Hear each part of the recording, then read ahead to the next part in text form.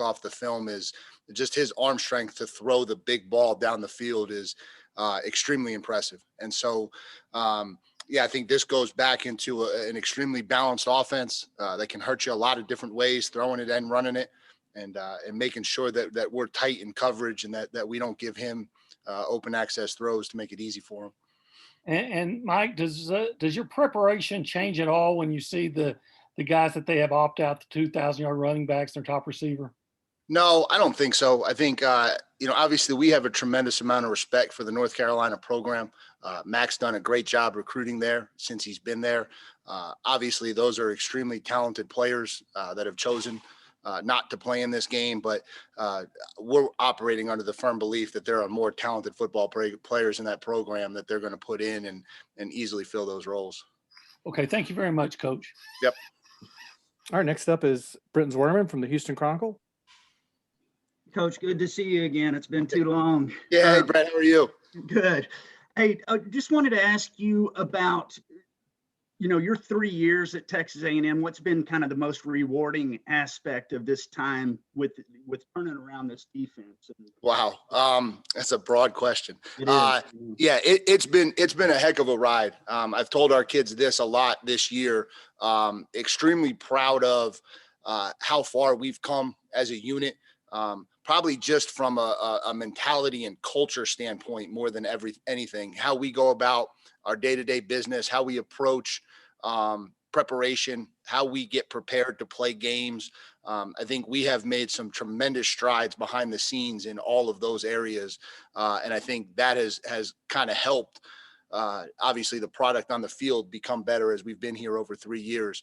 And also extremely proud just of how they've handled this season. It's when you get your hopes up that this year could be a really good year, and then you deal with all the obstacles and hurdles that we dealt with this year. Obviously those kids showed a tremendous amount of maturity in handling it the way they did and continuing to do their work and go about their business and doing it the right way. Okay, thank you. Congrats on your son's commitment, by the way. No, appreciate you, Brett. Thanks. Yeah, thank you. All right, next up is Zach Taylor from Bryan Broadcasting. Yeah, Mike, you were one of the more vocal coaches, I guess, on social media after the college football playoff committee had made its decision. How do you help your guys get over that disappointment and then focus on business at hand, and that's North Carolina? Yeah, quickly and easily. Obviously, we believe we had a tremendous season, but that was for that day. The day after that, you kind of implore that same 24-hour rule, which is it's on to the next task. And for us, the next task is winning the New Year's Six Bowl, playing our type of football, playing the way we're capable of playing in the Orange Bowl. You quickly get a really talented opponent in front of you, and you start watching film on them, and you realize how much energy and effort this thing's going to take for us to go out there and have success in this game. And it becomes a really easy transition to just move on to the next thing. And how have you seen Aaron Hansford really progress this year? Obviously, with Anthony opting out, I know that a lot was put on his shoulders, but how have you seen him really come into his own this year? Yeah, Aaron's had a really good year for us, and super proud of how he's done that. It's been a tremendous growth for him from last year, kind of being a third down player to having to take on the ownership of being out there every down in the game, going through the run schemes, knowing the run fits, knowing the pass drops, not just being a blitzer, which is I think what he is exceptional at, and really has embraced that challenge. And I think probably maybe more than anyone in our program has gotten better every single time he's gone out there on Saturday and played. And so we think he's become one of the better linebackers in the country, and really happy for him and everything he's done. Thanks. All right, let's move on to Robert Cessna from the Bryan College Station Eagle. Yeah, Mike, great run defense, but you did have a few games where you gave up some yardage. When you went back and looked at those games, were there common themes of why other few teams were able to run the ball against you? No, I don't know if there were common themes. I think in this day and age, with offenses attacking you sideline to sideline, it takes a tremendous amount of discipline to defend the run, because you're not just defending 3 yards in a cloud of dust anymore.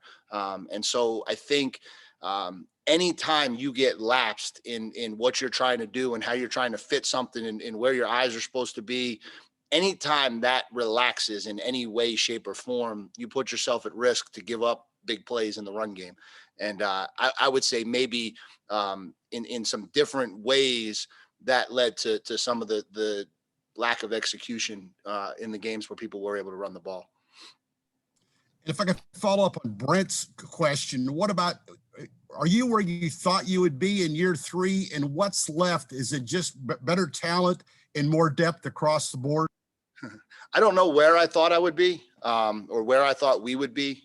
When you get into these jobs, you just kind of put your head down and just try to work to get better every day. So I had no expectation of where we would be. I still think we are just scratching the surface of what we are capable of.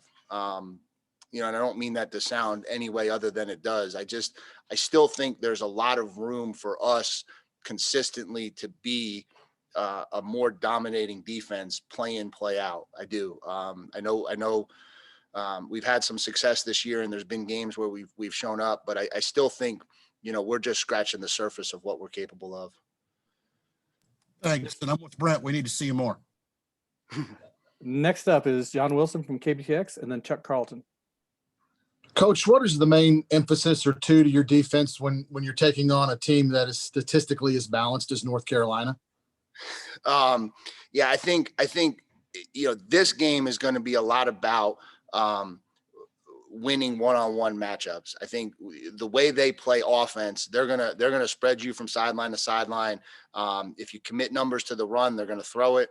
If you try to commit numbers to the pass, they're going to run it, and they're going to put their kids in space where they're getting one-on-ones. And so in different ways across the board, we're going to have to find ways to win one-on-one matchups, whether that's up front, O-line versus D-line, so that we can play boxes where we're able to stop the pass a little bit cleaner, or when we do commit to the run, that we're winning one-on-one on the outside with our DBs. I think that's the trick to these high-powered offenses that go sideline to sideline. Like, someone has to win somewhere in order for you to be successful. We've got time for a couple more questions. We'll go to Gabe Bach and then Travis Brown. Yeah, Mike, you are number 1 in the SEC in total defense, number 2 against the run. Do you talk to your guys about the wrecking crew lineage, and do you feel like your players have earned that label this year? So I appreciate you asking me that, Gabe, because I want to make sure everybody understands our stance on this. We are honored when the term wrecking crew is thrown around in reference to this defense. We understand how important that is to Texas A&M tradition and how important that is to this fan base. I think when our guys say, and I say, we haven't earned that, or that's not something we're chasing, that was a successful era of Texas A&M defense. That was not something that could be accomplished in 4 quarters, 1 game, 1 season, 1 moment. If we can get to the point where over the course of years, we are playing at a very, very high level, and we are helping this team win championships, that's what the wrecking crew means to me. Not just like, hey, you guys came out and played a good game, so the wrecking crew's back. I don't want to undersell what that group did for Texas A&M football. But I also respect the heck out of that tradition, and I'm honored anytime people use it to reference us. But that's just not a name that we want to be throwing around lightly around here. We know how important it is to people. What makes DeMarvin Leal such a special football player that goes above and beyond the stat sheet, Mike? I don't know if I can answer that. He just walked in the room, but no, he's Marv's a special kid because he's one of those kids that is supremely talented, but also has an extremely high level work ethic. And so I think he's a kid who isn't just relying on his talents to be successful. He's continuing to work. He's continuing to grind. He gets better every time he goes on the field. And his energy sometimes is really infectious for our group because he kind of leads us out there through some of the dull moments of practice. Thank you, Mike. All right, we're over our 10 minutes, but we're going to power through Chuck Carlton and try to get to Travis Brown.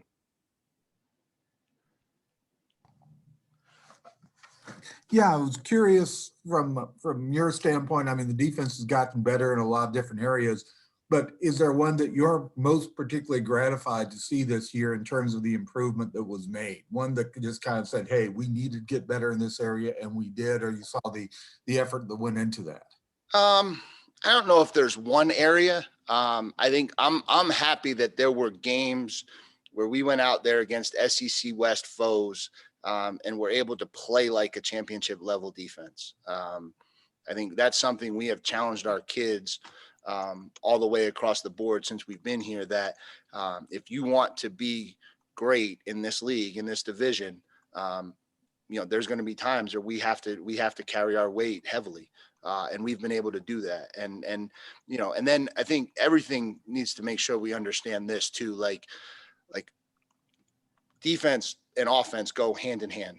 And when you run the ball like we do, and you control the line of scrimmage like we do, and you get to spend as much time watching our O-line move people like we do, that helps too. Let's not undersell that element of this thing. I'm proud of this team and how this team has grown from a physical standpoint, and how we approach games and how we get after people. All right, we're going to wrap it up with Travis Brown, and apologies to people that are left on the queue. Coach, I appreciate you giving us time. Thanks for talking to us. Yeah.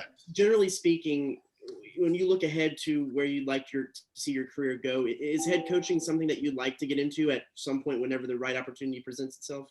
Yeah, I think everyone has ambitions for their future, but those things are just kind of on the back burner.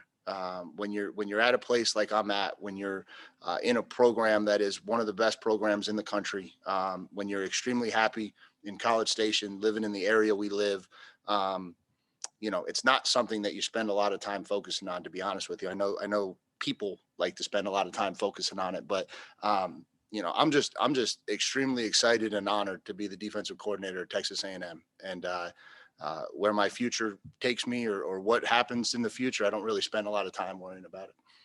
Thanks, Coach. All right. Thank you, Coach. That's all the time we have. Appreciate you it. guys. Thank you. Next up is Jaden Peavy. If you have questions,